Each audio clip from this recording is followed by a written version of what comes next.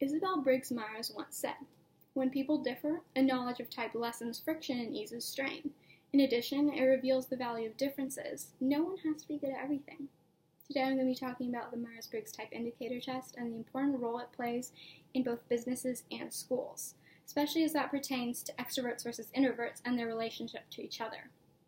First, for businesses. From the very get-go in an interview, interviewers generally look for people who have open body language, who are competent, and who seem really confident, and who are go-getters, and just everything. They choose a lot just from your physical appearance and your actions right then and there. However, you throw an introvert into that situation, and they might lose the job based on their body language and how uncomfortable they seem in that unfamiliar, uncomfortable situation.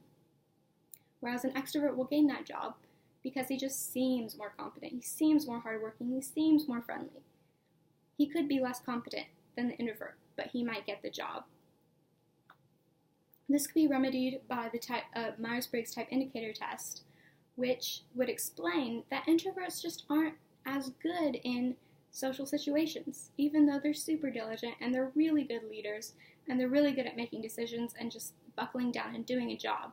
Whereas extroverts are super good with people and really good at being bubbly and being friendly and at organizing things. So if a business understood the Myers-Briggs Type Indicator Test and used that, they wouldn't let an introvert go simply because his body language was closed. That's the important thing about the Myers-Briggs Type Indicator Test. My second point, in schools, Marion Elbow, a 14-year-old, wrote this article, and in it, she explained that she was an ambivert. She was not necessarily an introvert or an extrovert. And she said that at an award ceremony where children were being awarded for their courage and their ability to overcome obstacles and to be courageous about themselves and to just go into a situation and not care what anyone thought, were awarded these certificates.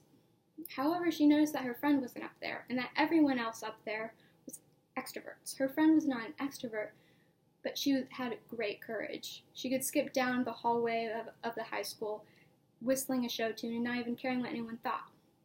She said that she believes our society is prejudiced against introverts simply because they don't seem very good at social situations. This can cause depression, especially in young school kids, if they're treated this way simply because they're quiet. It can cause them to act out in different ways. That's the important thing about the Myers-Briggs Type Indicator Test in schools. In conclusion, the Myers-Briggs Type Indicator Test allows boys, girls, men, and women to understand each other and work together to make their businesses better, their schools better, and their society overall better for everyone.